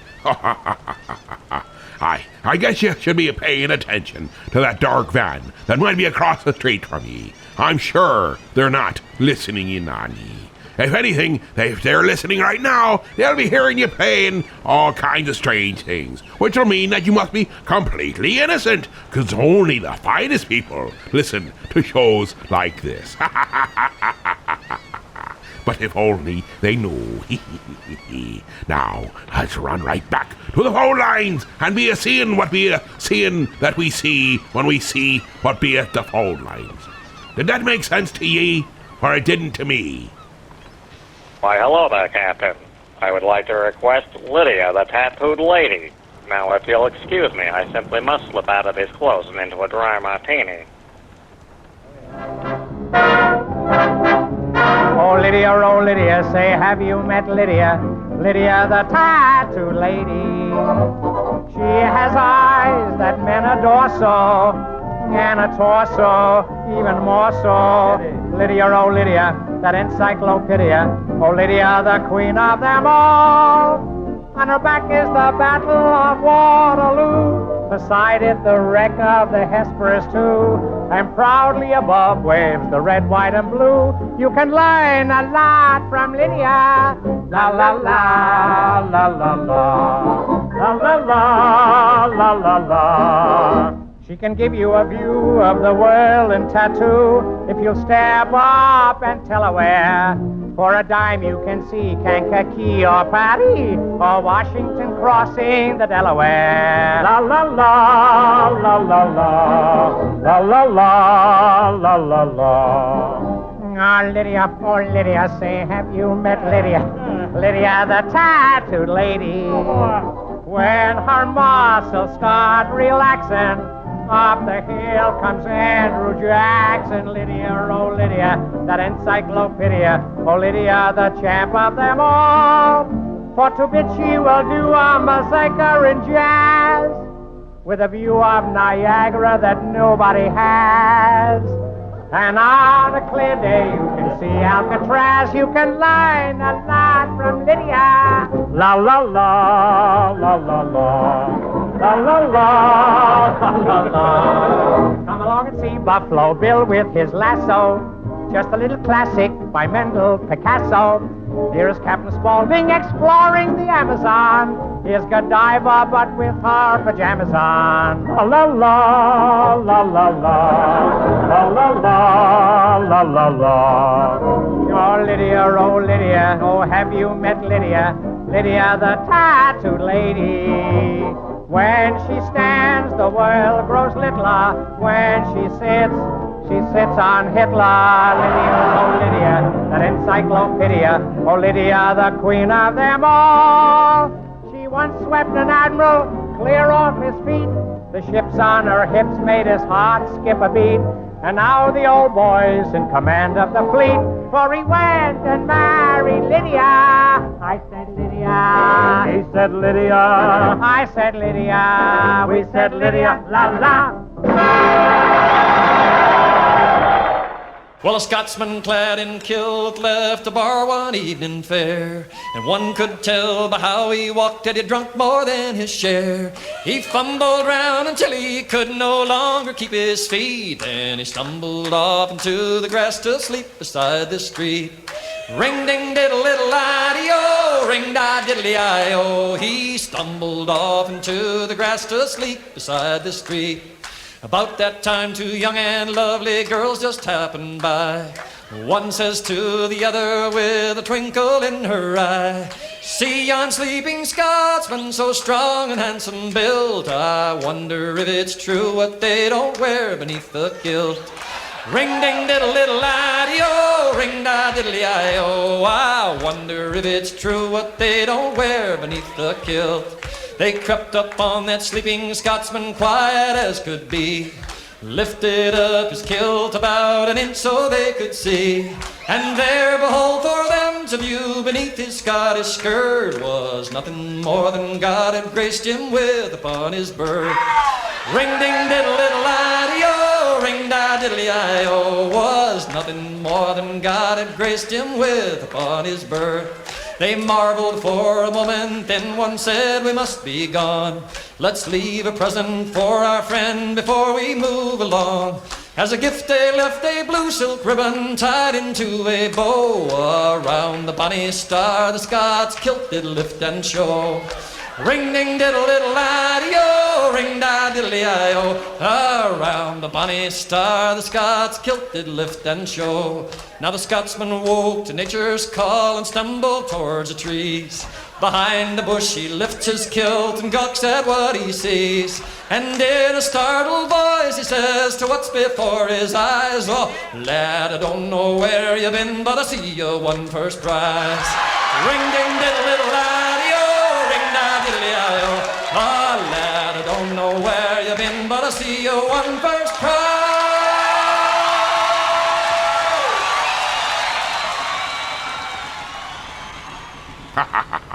A true classic that there be requested. Brian Bowers with The Scotsman. Now we should, let's see. Oh, here's a good one. Right out of the Mail of E, and I think you're gonna like it. I'm sure you've heard it, and if you haven't, it'll be your first time. And if your first time, well, the first time, it's the most special. You'll still have a good time, but maybe not as good a time as if you knew what was about to happen. But since you don't know what's to happen, or maybe you do know what's to happen, you'll be happening right along with it. It's Ruth Wallace with the Dinghy Thong, right here on the Captain's Quarters.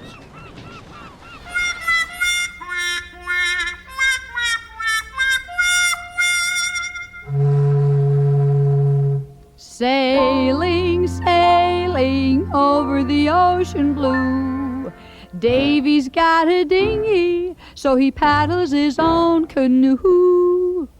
He's got the cutest little dinghy in the Navy, and all the girlies know that it's so.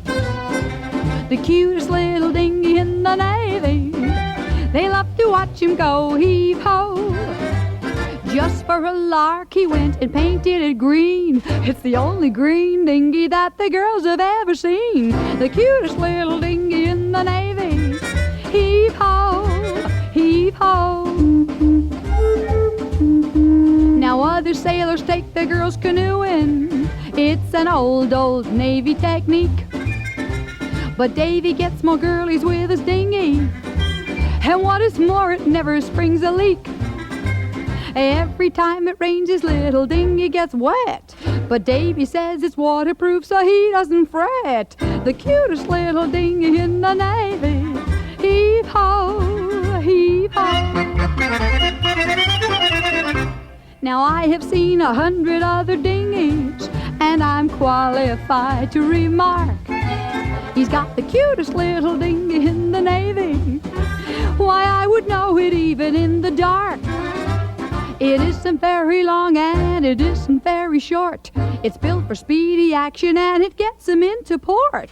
The cutest little dinghy in the Navy. Heave ho, heave ho. It isn't very narrow and it isn't very wide, but you should see that thing go in and out with the tide. The cutest little dinghy in the Navy. Heave ho, heave ho. To keep it from the girls, Davy says is very hard. Why, it isn't even safe down at the Navy Yard. The cutest little dinghy in the Navy. Heave ho, heave ho. The Admiral has a flagship and the captain's got a cruiser, but Davy's got a dinghy, it's a Lollapalooza. The cutest little dinghy in the Navy.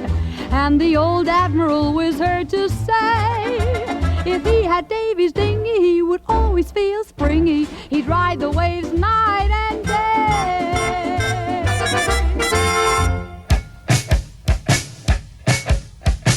Hey, Lucy, I'm home. Oh, Ricky, you're so fine, you blow my mind. Hey, Ricky! Hey, Ricky! Oh, Lucy, you're so fine, you blow my mind. Hey, Lucy! Hey, Lucy! Oh, Ricky, you're so fine, you play your bongos all the time. Hey, Ricky! Hey, Ricky! Oh, Lucy, you're so fine, how I love to hear you whine. Hey, Lucy!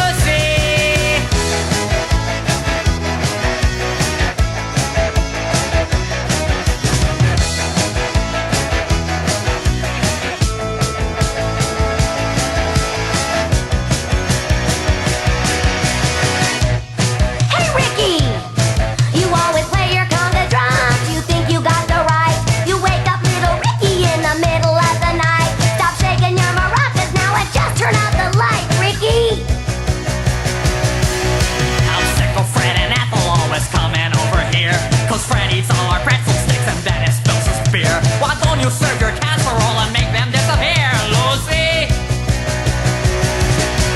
Oh, Ricky, what's a girl like me supposed to do? You really drive me wild when you sing your babaloo. Oh, Lucy, you're so dizzy, don't you have a clue? Well, here's to you, Lucy. I love you too, Lucy, Lucy. Let's babaloo, Lucy.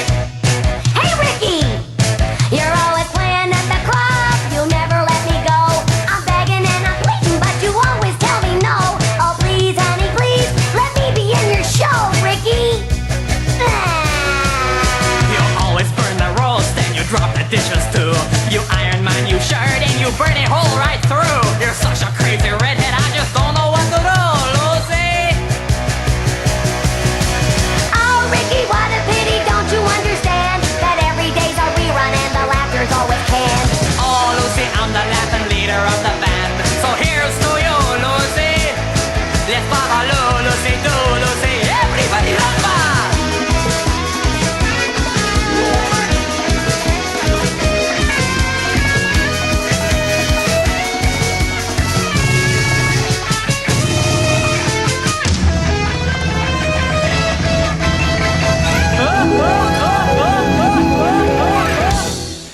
That there be Weird Al Yankovic's Ricky. Oh, good, Bubby. I see Molly brought you down nice boiled chicken soup, and you eat a lot. It looks good. Making you look a nice, healthy shade clean. You look so much better. Anyway, here, I has nice songs for you tonight. Oh, goody. Another head hangs lowly, child is slowly taken. And the violence cause such silence, who are we mistaken? But you see, it's not me, it's not mine family. In your head, this is fighting. Mit the tanks and the bombs, and the bombs, and the bombs. In your head, this is crying. In your head, zombie, zombie, zombie. What's in your head? In your head. I think I'd rather have the chicken soup than listen to this. Zombie, zombie. Oh. Another mother's breaking, heart is taking over. When the violence causes silence, we must be mistaken. It's the same old team since 1916. In your head, there's Hi. If the Iron had her singing, they'd have won the war hands down, and quickly at that. and the bombs in your head, this is dying. In your head, zombie, zombie, zombie. What's in your head? In your head, zombie, zombie, zombie. Well, I do believe we've been tortured well enough. Good night. So just chill till the next episode.